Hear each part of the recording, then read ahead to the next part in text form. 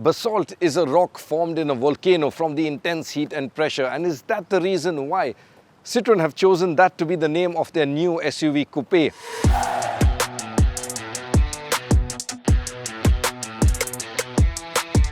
The French company has been in India but had a slow and troubled start. The thing is, with this new product, they seem to have addressed a lot of it. So let's get straight to it. Now, when the C3 cars arrived, which the Basalt is based on, they were very under-equipped, and you could see that right at the front where you had halogen headlamps. With the Basalt, they've addressed that, and you have LED projectors.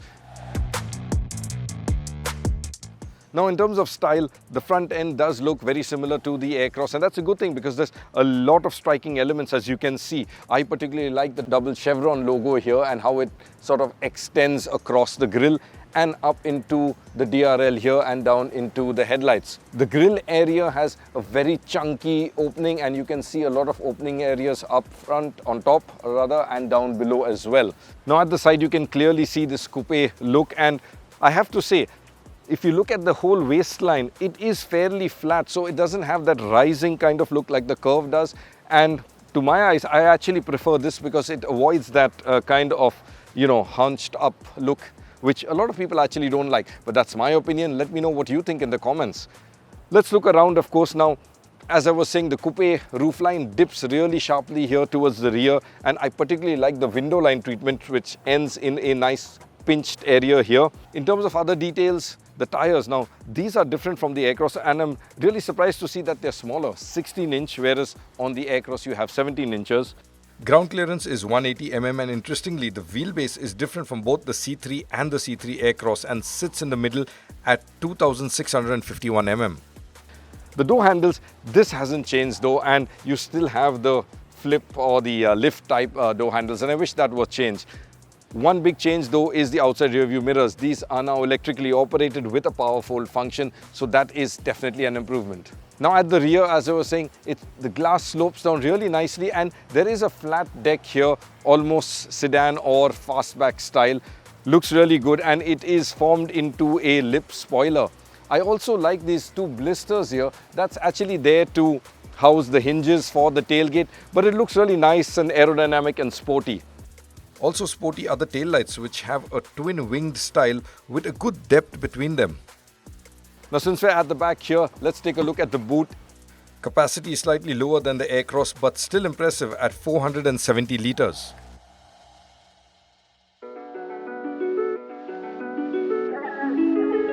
The biggest change the Basalt brings is inside, and let's begin at the back. Okay, now at the rear, the first thing I want to check out is the headroom.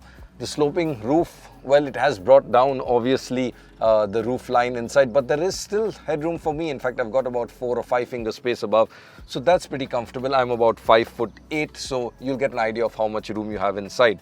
Legroom too, as you can see, this seat was set to my driving position, and I've got ample amount of legroom, and I can stretch out my legs here, so very, very comfy there. And speaking of comfort, I'm really happy with these seats because they are really quite comfy, and what I like is this little winged head restraint, because you can lean back and take a nap in there. It holds your head and prevents it from falling down. You've also got a flip down armrest, and very, very interestingly, Citroen, well, innovative is something the French do. They've got adjustable thigh support, so you won't hear us complaining about a lack of thigh support, because as you can see, I can adjust it in sort of different steps. Even the lowest setting though, I have to say, is a little too high, and some people might have wanted it a touch lower. The other comfort bit that's nice to see is rear AC vents. Now the C3 Aircross did have the rear AC vents up here on the roof, and it was kind of like an ISO. I'm really glad to see it down here, and there are 2 adjustable units here as well. Moving to the front, there's a lot here too that's new, and the good bit is a lot of it trickles down to the C3 and the Aircross too.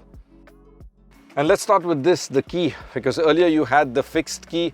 This one is now a flip unit.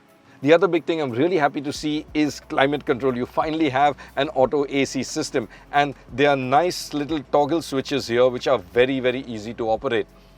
Other changes, in addition to the phone pad that you had earlier, which we did criticize because phones would fly off there, it being a hard plastic, it's still there, but below that you have a rubberized and a wireless charger too. Also, another good thing that's gone is the shared power window switches. So you had the power window switches here shared with the rear.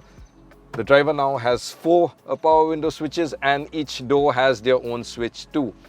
The armrest, this is now a sliding unit, and there is also some storage underneath. A few more little updates that I have seen around here is, of course, the power folding outside rear view mirrors, and the dashboard. While it remains the same, the material now seems a little softer to touch. The rest remains the same, so you have this little stylish gear knob, the same steering wheel with the controls up here, and the seats, well, I'm happy to see they are, of course, carried on because they really are comfy and hold you in quite comfortably.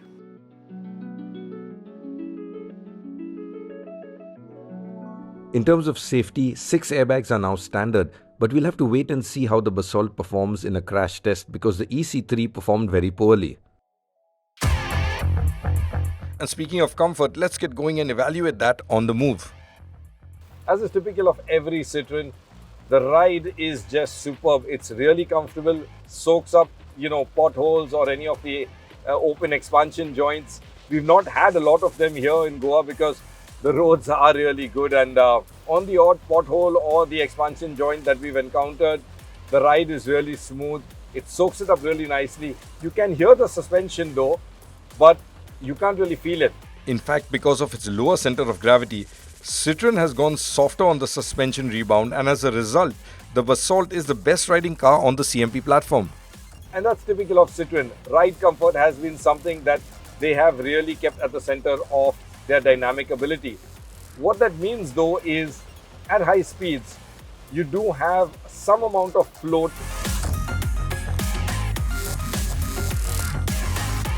On a side note, guys, if you're driving in heavy rain, please do not use your blinkers or the hazard lights. They're really for indicating a stationary or a near stationary vehicle. If you use that, and if everyone does that, a genuinely stationary vehicle could be mistaken for a moving one. What you have to do in conditions like this, just turn on your headlights and your front and rear fog lights if your car has those. And that is more than enough to be seen in rain like this. Back to the review then. On the Basalt, you get both the naturally aspirated and the turbocharged engine. We have the turbo with us, which has 110 horsepower and 205 Newton meters of torque on the auto. What does it feel like from behind the wheel? Well, if you've seen our reviews of the C3 Aircross, you'll know we really like this engine, and I have to say, yes, I love it. It being a turbo, of course, there is some lag, but once you're past that, power delivery is linear and strong all through, and pretty soon you'll be doing 2 and 3 digit speeds. It's an engine that can happily be pushed further into the rev band, and with its responsiveness, it's something you'll end up doing often, and the gearbox is happy to play along too. Speaking of gearboxes, what does the automatic feel like? Well, it's very interesting because it has a manual mode too, and as you can see when I'm going through gears, so whether it's shifting up or shifting down, it's really smooth. You don't have to even lift off the throttle. You can just command away an upshift or two or a downshift, and it's really nice and smooth. Oddly though, when you leave the gearbox to its own, that's where it does trip up ever so often. Going up or going down the gearbox, you can feel the upshift or the downshift sometimes, and frankly, for a torque converter, it should have been smoother. We also drove the manual very briefly, and the gear lever effort is light enough, but it's a box that you can't hurry through. On both cars, the steering too isn't quick, and there's a small dead zone at the center position, and it's not super light. If you want that one finger easy twirl at parking speeds, that's not what you'll find here. But having said that, I think the weight is really just right. And what's nice is that as you build up speed and go through guards and twisty sections like this, it weighs up really nicely. So it gives you a good level of confidence in corners like this. And that means despite there being body roll, you don't really feel alarmed.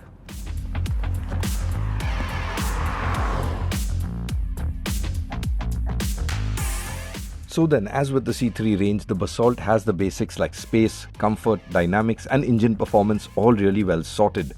The company also promises it will expand dealerships to 200 by the end of this year. And thankfully now, there's also a lot of improvements made with the product. Some missing essentials have been added and a few nice ones too. But segment players still offer more. And so the Basalt range starts competitively with a base price of rupees 8 lakhs. So as before, Citroen seem to be playing the value card, but this time around, they've got the basics covered.